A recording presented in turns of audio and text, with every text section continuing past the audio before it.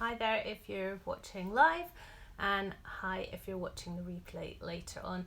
I'm Maddie Harvey. I'm a knitwear designer and knitting teacher, and I'm based in Edinburgh, and I love helping knitters develop their creativity and their confidence through my knitting patterns, kits and online events. And this is my Thursday live that I do every Thursday morning at 10 o'clock. So it's a bit of a combination of a kind of behind the scenes sneaky peeks, and also either a tutorial or some knitting tips. So today I'm going to be showing you how to do a 3 needle bind off or cast off, which I love using in quite a lot of my shawl patterns. So I'm going to do that as a separate video actually, because what I find is doing the lives, if I have to go from talking to camera to looking at my overhead camera so you can see my hands, it's a bit of a guddle getting the camera to turn around. So I'm gonna do it as 2 separate videos. So if you're watching the replay later on, you'll be able to find that little tutorial either on Instagram or Facebook or on YouTube. And these videos are called Knits and Cake for Breakfast because before coronavirus I was running a weekly knit night on a Wednesday night that I would always do baking for, and then on a Thursday morning I would eat some of the leftover cake for my breakfast. So hence Knits and Cake for Breakfast. So I've been trying to keep up with sort of that routine of baking every week. So this week I have made some biscuits. Now they're called Lavender Biscuits because they are to have chopped up lavender leaves in them, but I didn't have very many. I've only got 1 lavender plant in my garden, and a few weeks ago I decided to give it a little prune because it was looking a little bit sorry for itself. So I didn't have very much to cut off it, and what I cut off I put in the fridge and kept, so it wasn't very much.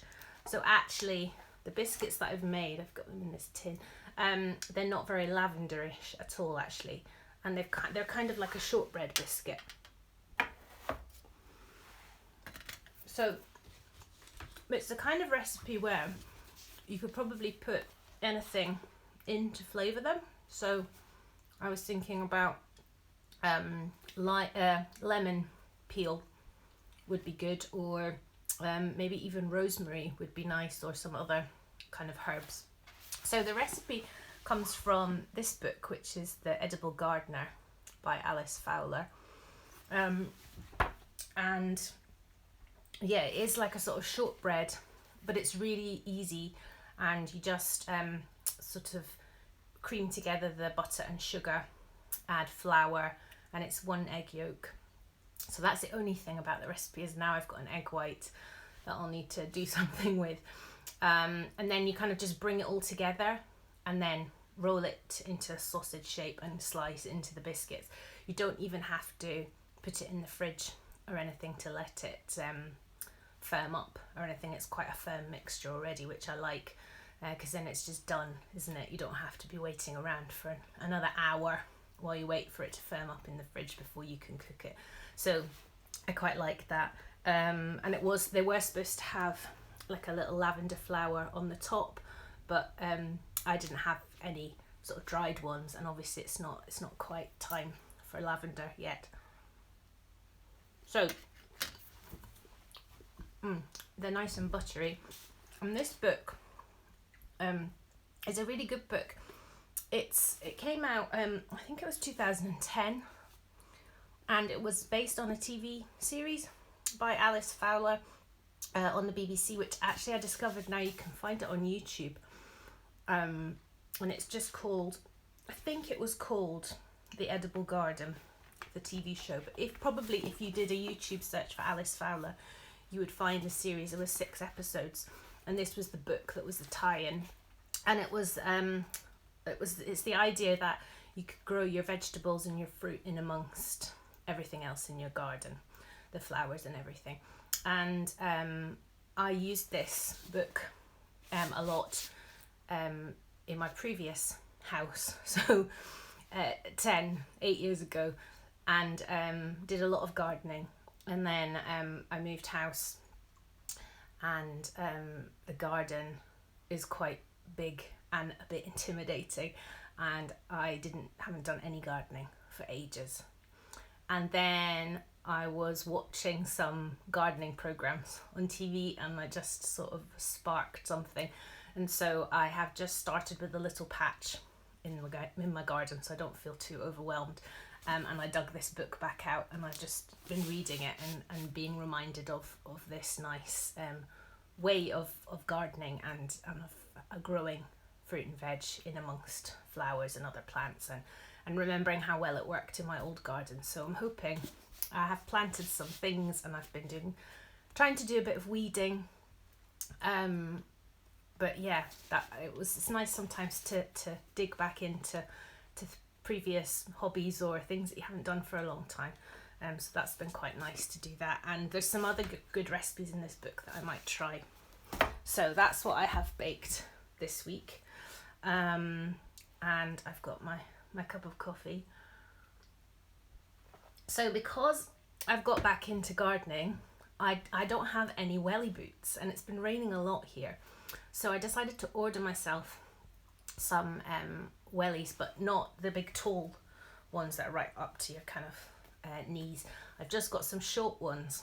And so I decided, and I've forgotten to bring that through, I decided that I would knit myself some leg warmers to wear kind of with my welly boots, because in the summer I quite often wear leggings with dresses, because in Edinburgh it's hardly ever warm enough to have totally bare legs, really. So I cast on some leg warmers. So what I'm going to do, I think, is I'm going to make them in a garter rib pattern, a bit like my columella shawl, but I don't think I'm going to have this travelling stitch pattern, but I'm going to do it in this garter stitch rib.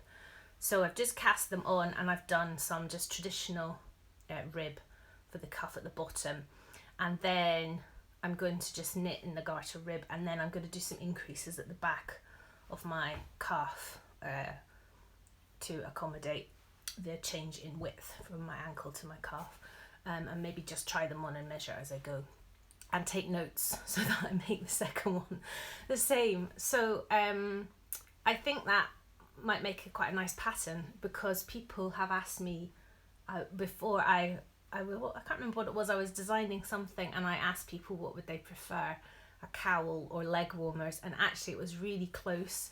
Lots of people were asking for a leg warmers pattern.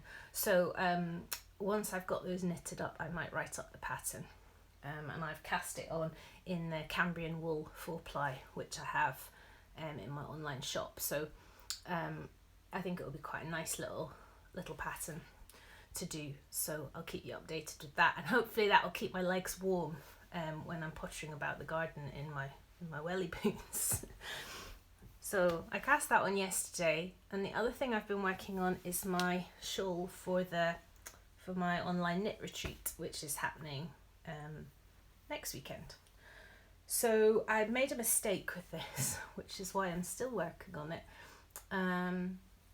So it's kind of a bit of a introduction to double pass technique, which is where you have two colours and you do 2 right sides and 2 wrong sides, one with each colour. So what you end up with is, here's easiest to see, single rows of colour knitted flat, because usually to get stripes, when you're knitting with 2 colours, you would need to do a right side and a wrong side row, but with this technique you do 2 right sides and then 2 wrong sides, so you can get single row stripes.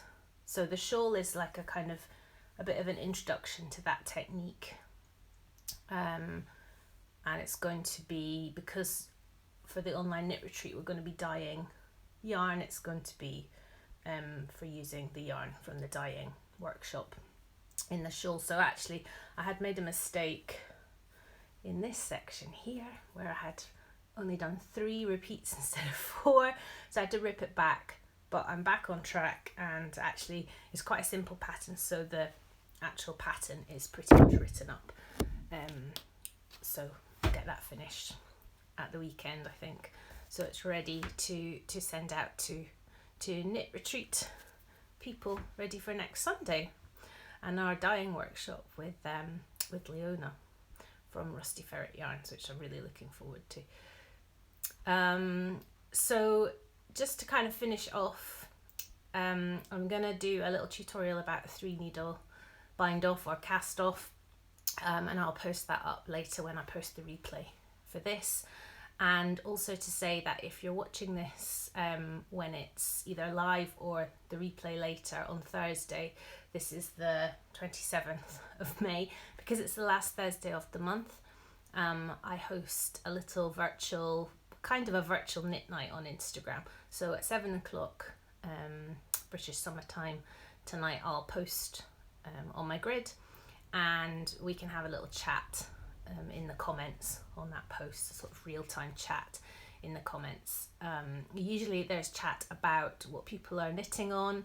It's quite a good way to find new patterns, but the chat kind of varies. Quite often there's some chat about different beverages. So what is everybody drinking? Is it a cuppa or is it something stronger? So it's quite good fun. So just for an hour at 7 o'clock, the last Thursday of the month, on Instagram. So if you are watching this and that on the day, please come and join us. It would be lovely to have a chat, because sometimes I think on Instagram you post something, you reply to somebody and they don't see it straight away unless they're there. So it's quite nice to have a real-time chat in the comments. So hopefully some of you will be able to join me for that this evening. If not, then join the next time, which will be the end of June. Okay, I'll let you get on with your Thursday. Thanks for watching. Bye.